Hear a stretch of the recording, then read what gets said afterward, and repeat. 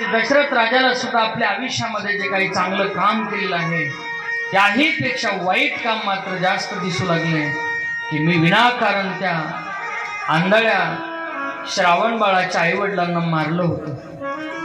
श्रावण बाळाला मी मारलं होतं। त्यांनी दिलेला शाप राजाच्या डोळ्यासमोर येऊ लागला।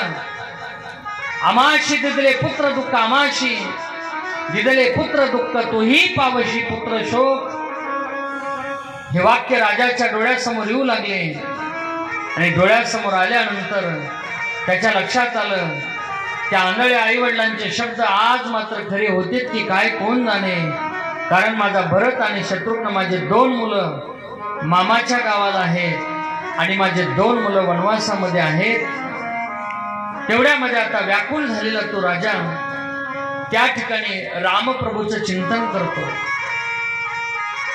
7 वेळा राघवचं तो नाव घेतो।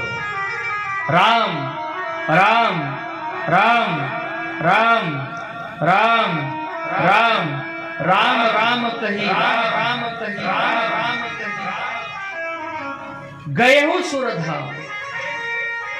प्रभू त्या ठिकाणी देवाचं नाव घेत घेत तो दशरथ राजा आपला प्राण सोडतो आणि प्राण सोडल्यानंतर मग शोक बिकल सब रोरहि राणी, रूपशील बोलो तेज बखानी।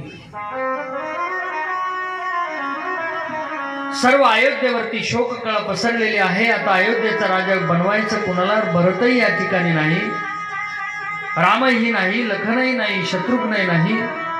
वशिष्ठांच्या सांगण्यानुसार मामाच्या गावाला दूत पाठवले जात आहे। इकडे भरताला आणि शत्रुघ्नाला वाईट स्वप्न पडतंय। भरत जे उठल्या उठल्या आपल्या मामाला म्हणतात, मामा मला फार वाईट स्वप्न पडलं, मला आजच्या आज अयोध्येला जायचं आहे, मला काही सांगू नका मामा। अरे भरत सकाळ तर उदे एवढ्या लवकर, अरे आंघोळ तर कर नाही मामा। माझ्या आईने काळे वस्त्र परिधान केलेले मी पाहिले स्वप्नामध्ये, असं स्वप्न कधी पडू नये। केस मोकळे सोडलेले, माझ्या घरातले दिवे विझलेले माझ्या स्वप्नामध्ये आले।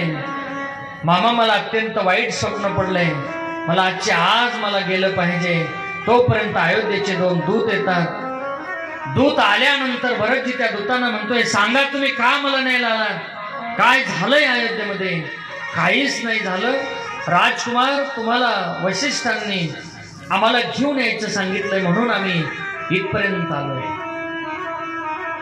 त्यावेळेला ते दूत रथामध्ये भरताला आणि शत्रुघ्नाला घेऊन निघतायत। जसा जसा तो रथ अयोध्येमध्ये येतो, अयोध्येमध्ये आल्यानंतर लोक त्या रथाकडे पाहतात आणि अरे हाच तो भरत आहे, हाच तो कैकेयीचा मुलगा। प्रत्येक जण शासनच्या दृष्टीने त्या भरताकडे पाहू लागले। याच्यासाठीच तर आपल्या देवाला 14 वर्ष वनवासासाठी जावं लागले। हाच तो कैकेयीचा मुलगा आहे, हाच तो भरत आहे। भरताला वाटतं की झालंय काय कडे अयोध्येमध्ये, आज प्रत्येक जण माझ्याकडे वेगळ्या नजरेने पाहते। पाहत असताना पाहणाऱ्यांची नजर आपल्या लक्षात येत असते, का बरं हा माझ्याकडे पाहत असेल विनाकारण? भरतजी म्हणताय, आज प्रत्येक जण मी पुढे आल्याबरोबर बाजूला सरकतोय। जी माणसं मला भेटायला येत होती ना, तीच माणसं आज मात्र माझ्यापासून दूर चालली। काय घडतंय अयोध्येमध्ये? तेवढ्यामध्ये सुमंत काका दिसतायत। काका झालंय काय अयोध्येमध्ये? लोक मात्र मला पाहिल्यानंतर आपलं तोंड पाठीमागे फिरवतात, मला कोणी सुद्धा बोलत नाही। एकदम तो रथ कौशल्याच्या महालासमोर येतो आणि कौशल्याच्या महालासमोरून आता मात्र भरतजी स्वतःच्या आईच्या महालाकडे म्हणजे कैकेयीच्या महालामध्ये जात आहेत। त्यावेळेला कैकेयीच्या महालामध्ये भरतजी आणि शत्रुघ्नजी जात आहेत ना, त्यावेळेला कैकेयी असं ओवाळण्यासाठी ताट घेऊन येते।